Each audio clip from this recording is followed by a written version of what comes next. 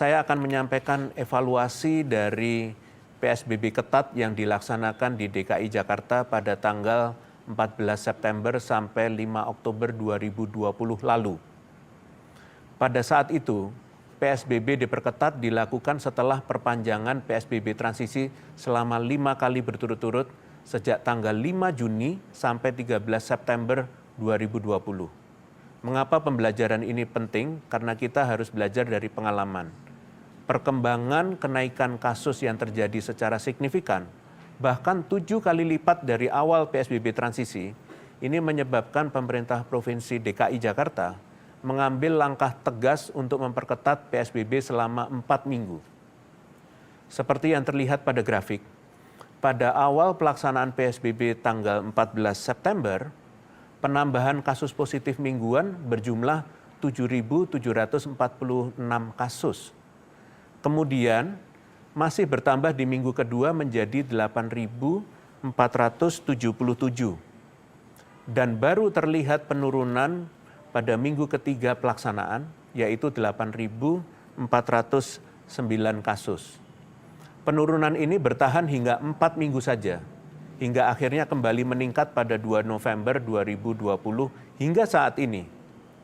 Kita dapat menarik pembelajaran yang penting pada kejadian ini, bahwa dampak dari intervensi yang dilakukan baru akan muncul pada minggu ketiga pelaksanaan intervensi tersebut.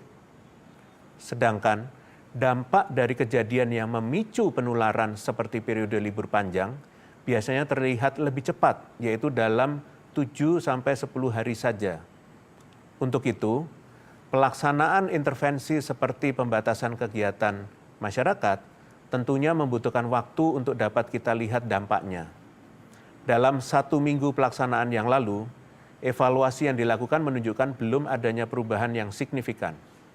Pelaksanaan intervensi ini memerlukan perpanjangan waktu untuk dapat menjadi lebih efektif dan berkontribusi dalam perubahan situasi ke arah yang lebih baik.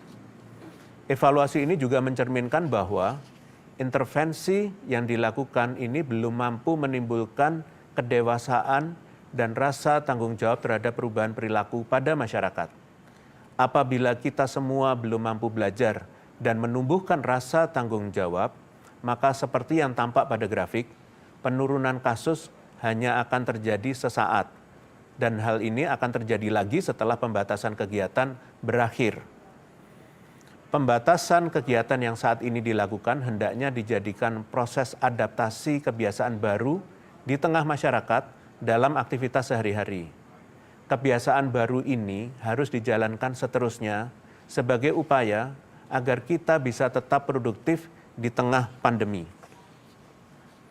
Terakhir, merangkum apa yang sudah saya paparkan sebelumnya, saya akan menyampaikan hasil pelaksanaan pembatasan kegiatan masyarakat atau PPKM di 73 kabupaten kota seluruh Indonesia sejak 11 Januari hingga 18 Januari 2021 lalu. Sebelum itu, saya rasa penting untuk masyarakat mengetahui bahwa total 73 kabupaten kota ini sesungguhnya melebihi jumlah kabupaten kota yang diwajibkan untuk melakukan pembatasan kegiatan. Hal ini terjadi karena ada sebanyak 28 kabupaten kota yang berinisiatif untuk melakukan pembatasan kegiatan.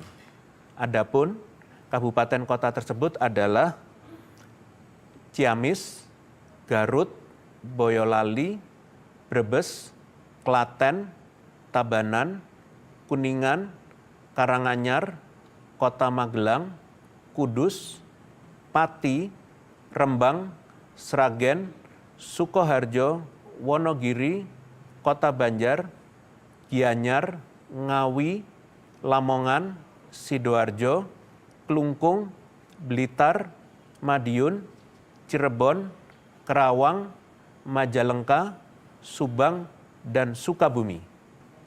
Saya mengapresiasi gubernur, bupati, dan wali kota dari 28 provinsi dan kabupaten kota ini yang telah berinisiatif melaksanakan PPKM. Meskipun tidak masuk ke dalam kabupaten kota yang wajib menjalankan. Hal ini tentunya perlu menjadi contoh bagi kabupaten kota lainnya yang perkembangan penanganannya sedang menunjukkan ke arah yang kurang baik. Karena inisiatif ini mencerminkan kepedulian serta kemauan pemerintah daerah di kabupaten dan kota tersebut untuk melindungi masyarakatnya.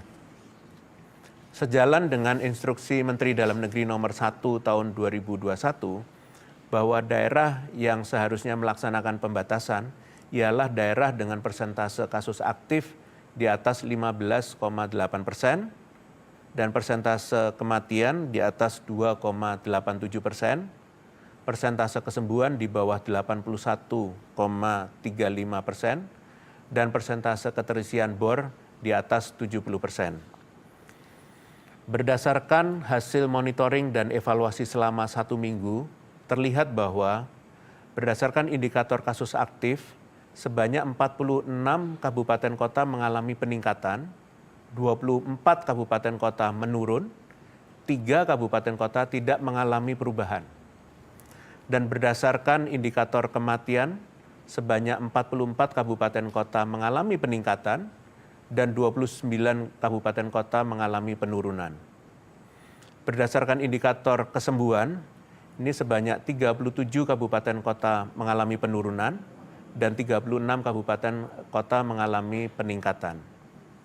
Dan berdasarkan persentase keterisian tempat tidur atau BOR, sebanyak 6 dari 7 provinsi atau sebanyak 66,32%, kabupaten kota ini masih berada di atas parameter nasional.